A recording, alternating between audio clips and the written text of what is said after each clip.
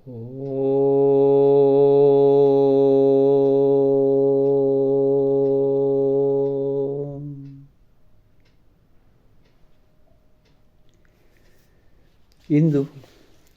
February 26ನೇ ತಾರೀಕು. ಮರುಳ ಮುನಿಯನ ಕಗ್ಗ ದರ್ಶನ.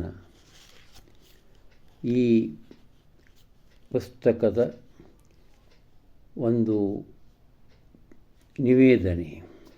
ಮೊದಲು ಪ್ರಾರ್ಥನೆ, ಮೊದಲ ಮುಕ್ತಕ. ಶ್ರೀಮಜ್ಜಗನ್ಮುಕುರ ವಿಸ್ತರದೊಳಾರ್ತನ್ನ ಮೈಮೆಯ ಪ್ರತಿಬಿಂಬ ಚಿತ್ರಗಳ ನೋಡುತ್ತ ಆಮೋದ ಬಡುತಿಹನೋ ಆತ ನಡಿದಾವರೆಯ ನಾಮರಸುವಂಬಾರೋ ಮರುಳ ಮುನಿಯ. ಈ ಸಂಕಲನ ನಾನು ಸಿದ್ಧಪಡಿಸಲಿಕ್ಕೆ ನಾನು ಆಗಲೇ ಹೇಳಿದ್ದೆ.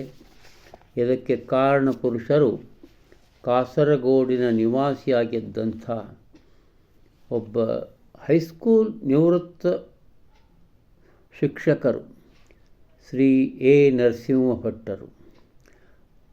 ನನಗೆ ವಿಚಾರ ಇತ್ತು, ಮರುಳು ಮುನಿಯನ ಕಗ್ಗದ ಬಗ್ಗೆ ಏನಾದರೂ ಮಾಡಬೇಕು ಅಂಥೇಳಿ 10 ವರ್ಷ 210 ಆವಾಗ ವಿಚಾರ ಇತ್ತು. ಆದರೆ ಅವರು ನನಗೆ ಎಚ್ಚರಿಸಿದರು.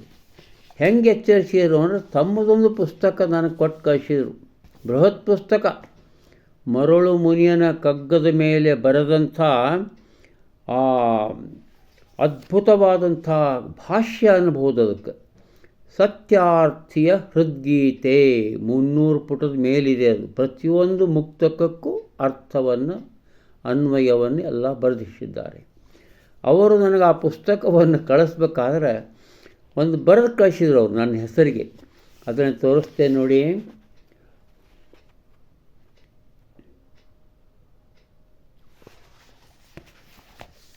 ಶ್ರೀ ಶ್ರೀನಿವಾಸ ಕೃಷ್ಣಾಜಿ ದೇಸಾಯಿ ಅವರಿಗೆ ಪ್ರೀತ್ಯಾದರ ಪೂರ್ವಕ ಎ ನರಸಿಂಹ ಭಟ್ 1/11/2019.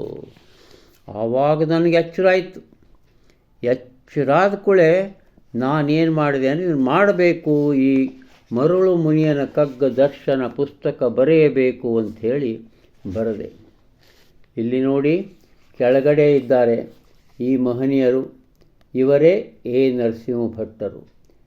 ಇವರು ಮೇಲಿನವರು ನಿನ್ನೆ ನಾನು ವಿದ್ವಾನ್ ಶ್ರೀ ಎನ್ ರಂಗನಾಥ ಶರ್ಮರು ಮೇಲಿದ್ದಾರೆ, ಚಿತ್ತ ಅವರದು.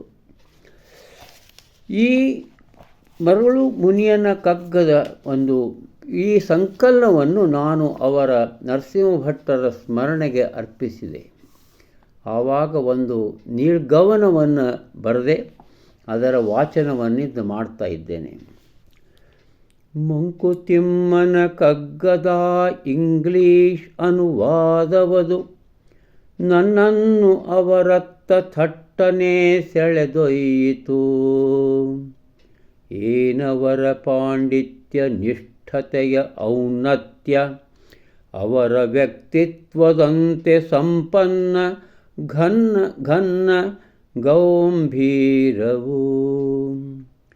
ನಂತರದ ಕಾಯಿಂಗಾಡಿನ ಶಾಂತಮಯ ಪುಣ್ಯತಾಣದಿ ನನ್ನವರ ಭೇಟಿ ನನ್ನ ಮನವ ಸೂರೆಗೊಂಡಿತ್ತು.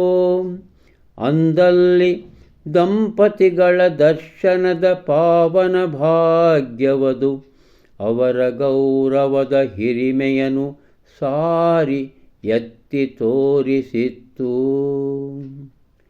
ಅಳ್ವಾಸ್ ನುಡಿಸಿರಿಯ ಕನ್ನಡ ಸಾಹಿತ್ಯ ಸಿರಿ ಸಂಪದದಲ್ಲಿ ಮತ್ತೆರಡು ಬಾರಿ ನಡೆದ ಸುಕೃತದ ಭೆಟ್ಟಿಯವು ನನಗೊಂದು ಆಗ ಹಬ್ಬದ ಸಂತಸದ ಕಬ್ಬವಾಗಿತ್ತು. ಅವರ ಆ ಲವಲವಿಕೆ ಚೈತನ್ಯ ನೋಡುವುದೇ ಆನಂದವೆನಿಸಿತ್ತು. ಮತ್ತೆ ಮುಂದುವರಿದ ಮೊಬೈಲ್ ನುಡಿಗಳು ಮಾತುಗಳು ವರುಷದಿಂ ವರುಷ ಸಾಗಿ ನಡೆದವು ಒಲವ ತೋರುತ ಪ್ರೀತಿಯಿಂದ. ನಾ ಕೇಳಿದ ಸಕಲ ಪ್ರಶ್ನೆಗಳ ಜಟಿಲತೆಗಳ ವಿಷಯಗಳ ಅವರ ಮರು ನುಡಿಗಳು ಸದಾ ಸರ್ವದಾ ಸ್ಫಟಿಕದಂತೆ ಹೊಮ್ಮುತ್ತಿದ್ದವು. ನಾ ಪಡೆಯುತ್ತಲಿದ್ದ ಅವರ ಆ ಅಚ್ಚ ಹೊಸ ಪುಸ್ತಕಗಳು ಪ್ರೀತ್ಯಾದರದಿಂದ ಎಂಬವರ ಆಶೀರ್ವಚನವು ಹೃದಯವನ್ನು ಅಲುಗಾಡಿಸುತ್ತಿತ್ತು. ನನ್ನ ಪುಸ್ತಕಗಳೂ ಸಹ ಅವರನ್ನು ತಲುಪಿದಾಗ ಆಡಿದ ಮೆಚ್ಚುಗೆಯು ನನಗೊಂದು ಗೌರವದ ಪದವಿ ಪ್ರದಾನದ ಪ್ರಶಸ್ತಿಯಾಗಿತ್ತು. ಆ ದಿನ ದೇಸಾಯರೇ ಹೋಗುವ ಸಮಯ ಬಂತು ಎಂಬವರ ಸಣ್ಣ ದನಿ ನನ್ನ ಕಣ್ಣಂಚಿನಲ್ಲಿ ನೀರು ತಾನೇ ತುಂಬಿ ತುಳುಕಿಸಿತ್ತು. ಇಲ್ಲ ಸರ್, ತಾವು ಗುಣವಾಗುವಿರಿ ಆಗಲಪ. ಮೃದು ನಗೆಯ ದನಿ ಕೇಳಿಸಿತ್ತು. 9 ದಶಕಗಳ ಮೀರಿ ಮೆರೆದ ಸಾರ್ಥಕತೆಯ ಜೀವನವು ಅವರದಾಗಿತ್ತು. ಅದ್ಭುತವಾದಂಥ ಒಂದು ಜೀವನ ಇದು. ಆ ಬೃಹತ್ ಪುಸ್ತಕ ಸತ್ಯಾರ್ಥಿಯ ಇದು ಹೃದ್ಗೀತೆ ಎಂಬುವಂಥ ಪುಸ್ತಕದಲ್ಲಿ. ಸೊ ನಾನು ಇವತ್ತಿನಿಂದ ಓದಲಿಕ್ಕೆ ಪ್ರಾರಂಭ ಮಾಡ್ತೇನೆ. ನನ್ನ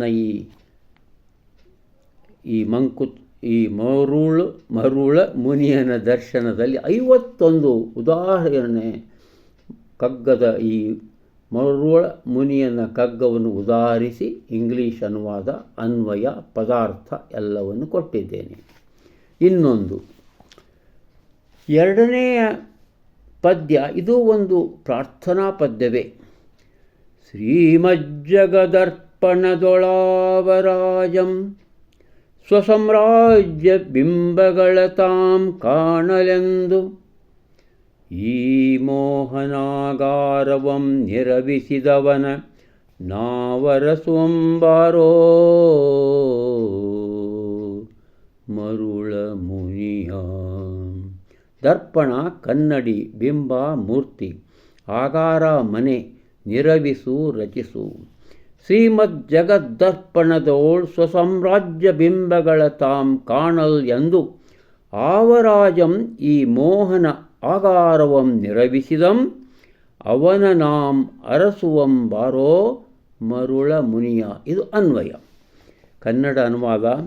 ಶ್ರೀನಿಧಿಯಾಗಿರುವ ಈ ಜಗತ್ತಿನ ಕನ್ನಡಿಯಲ್ಲಿ ತನ್ನ ಸಾಮ್ರಾಜ್ಯದ ವೈವಿಧ್ಯಪೂರ್ಣವಾದ ಮೂರ್ತಿಗಳನ್ನು ಕಾಣಬಯಸಿ ಮನಸೆಳೆಯುವ ಈ ಮಹಾಮನೆಯನ್ನು ಯಾವ ಮಹಾರಾಜನು ನಿರ್ಮಿಸಿದನೋ ಆತನನ್ನು ಮರುಳ ಮುನಿಯ ನಾವು ಹುಡುಕೋಣ ಬಾ.